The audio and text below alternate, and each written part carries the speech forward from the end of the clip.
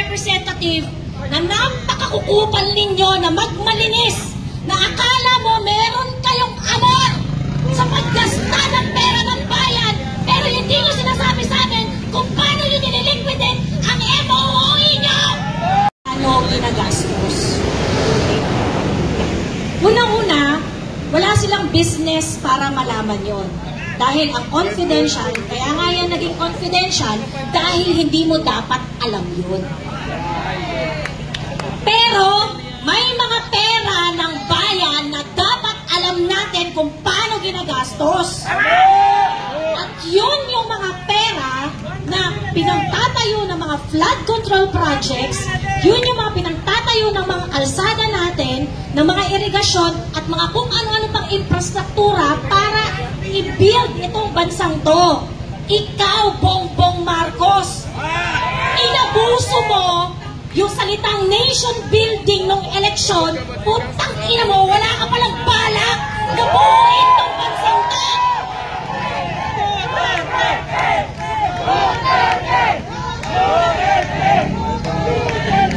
Kayong mga nasa House of Representatives na napakakukupal ninyo na magmalinis, na akala mo meron kayong amor sa paggasta ng pera ng bayan, pero hindi nyo sinasabi sa amin kung paano nyo nililiquidate ang MOOE nyo.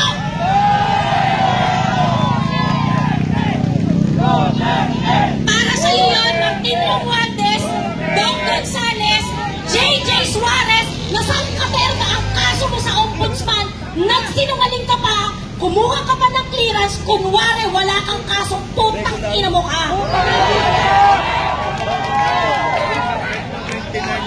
Galit na ang mga tao sa inyo.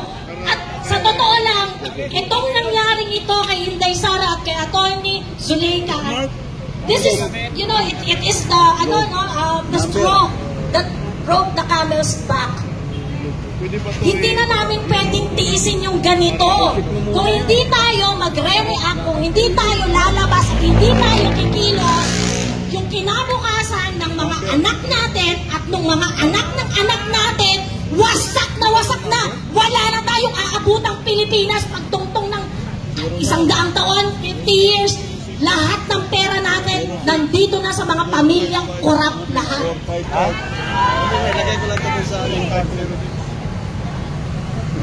Nakakalungkot po na nakakalungkot na ang hirap-hirap i-explain sa mga tao kung gaano ba kalala yung sitwasyon natin. Hindi ko makahawak, mamaya na po. And of course, marami dyan ayaw nila nung partisan na conversation. Pero ngayon po nagsimula na ang hudyat ng pagkilos. And so, ngayon ganito tayo karami.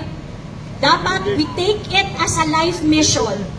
We take it upon ourselves na tayo mga nandito, i-convert natin ang ating mga kapamilya, ipaliwanag ang tunay na problema ng Pilipinas. Kasi ang tunay na problema, hindi alam ng mga kapwa natin Pilipino kung ano ang problema. At ang problema, yung korupsyon at yung mga buwaya sa House of Representatives na walang pakialam sa paggastos ng pera natin, araw-araw namin pinagpuputahan sa pamamagitan ng malinis ng pagtatrabaho, pagkatapos sila, gagastosin lang nila sa mga kabit nila.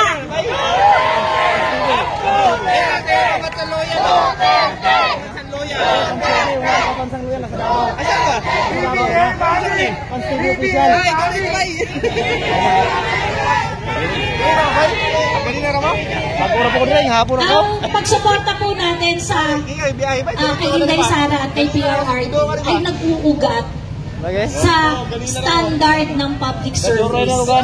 Nakita natin lahat na uubra pala na mag-deliver ang mga politiko natin, na meron palang mangyayari sa bansa natin, na pag nag-desisyon ka at inisip mo ang kapakanan ng mga Pilipino, meron pala tayong magandang magagawa. Yun yung politika na gusto namin na ma-perpetrate, na mapalawig pa. At ito ang maging standard ng bawat Pilipino sa pag-quiz. Grabe ng tao dito mga babayan. Sa mga susunod na eleksyon, sa mga susunod na mga panahon, desisyon. Ayun o, tinan nyo mga kababayan dyan sa labas o. Sa gitna, sumisigaw.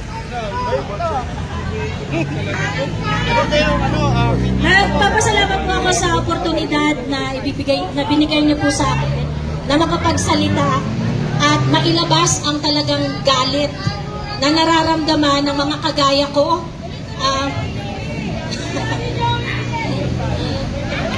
Suportahan po natin yung lumagay po tayo lagi sa tama at kung ano yung mas mapagsisilbihan ang mas nakararami. Doon po tayo dapat lalagay. Doon po tayo dapat sa prudent spending, paggamit ng pera ng bayan na kung saan mas higit na mapapakinabangan ng mas nakararaming Pilipino. Bantayan natin ang ating gobyerno, bantayan natin ang especially itong House of Representatives na nagiging unacceptable na talaga yung kanilang ginagawa sa araw-araw. Gusto ko sana mag-vlog-vlog ba yan ba? Political ba? Hindi mo ba nakamauban? Yes, oo. At bantayan natin, they are not going to stop. Hindi sila titigil hanggat hindi nila napapabagsak yung standard natin. Yung hinihingi natin na uri ng politika at public service na deserve ng mga Pilipino. Protektahan natin yun.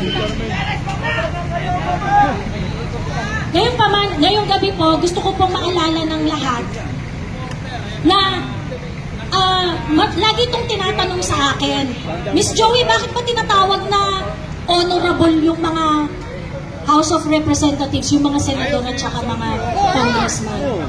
Bakit ba sila tinatawag na honorable? Ganito po kasi yun. Ganito po kasi yun. Okay? Yung mga kongresista natin, meron talaga silang malawak na kapangyarihan. Okay? Meron talaga silang malawak na kapangyarihan.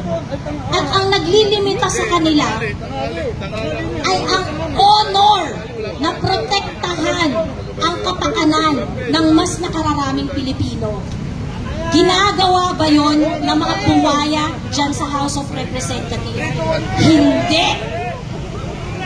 Busy sila na pabagsakin ang mga kalaban nila. Ipasara ang SMNI, pabuyin ang KOJC, ilagay si Atty. Zulega sa Women's Correctional, ipahiya si PRRD sa walang humpay na inquiry sa mga bagay na naintindihan na ng mga Pilipino na matagal ng panahon na inaprubahan na ng mga Pilipino ang war on drugs ni PRRD.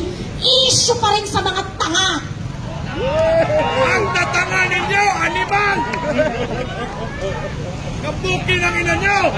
Sa lahat ng nakakarinig po at sa lahat ng makakabunan ng mensaheng ito, kung ang inyong congressman ay naging daan para sa ganitong kababuyan sa isang institusyon na supposedly ay lugar ng great debates, yun po yung House of Representatives. Kaya nga kayo honorable dyan mga putang ina nyo.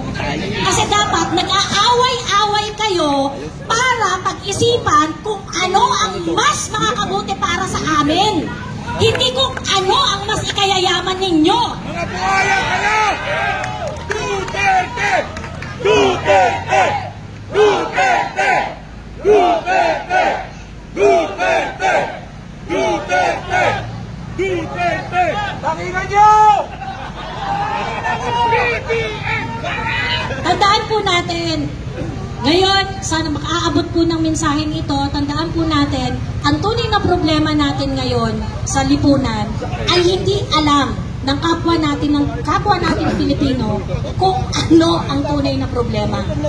So, sa kabila ng inyong pagpapayaman sa inyong sarili sa pamamagitan ng kaalaman, na alamin kung ano ang sitwasyon natin, isa po sa mga assignment natin ngayong gabi ay pag-uwi nyo sa mga bahay-bahay ninyo, kausapin ninyo ang mga pamilya ninyo, kausapin ninyo ang inyong mga dire-diretso na tayo. Dire-diretso na! Oh, dire-diretso na tayo.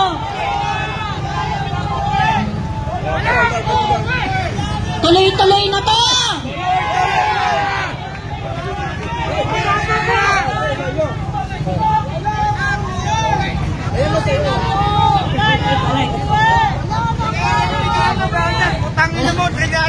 Wala na uwian to! Magparami tayo. Kausapin ninyo ang inyong mga kaibigan, katrabaho, kapamilya. Kasi kung hindi natin gagawin to, at hahayaan natin na magtuloy-tuloy ang ganitong uri ng pamamalakad sa bansa natin, in 2 years, in 3 years, o kung 2028, umabot tayo doon, pare-parehas tayong mamamatay ng dilat sa kahirapan. Yun lamang po, maraming salamat ulit sa pag-invite po sa akin na magsalita, kahit medyo biglaan. Palagpakan po natin si Miss Joey Cruz at ang kanyang sinasabi, hindi mo pera yan!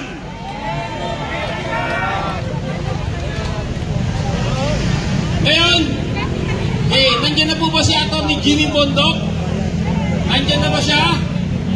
Habang wala pa siya, tawagin natin yung isang vlogger na talaga namang mahusay ito.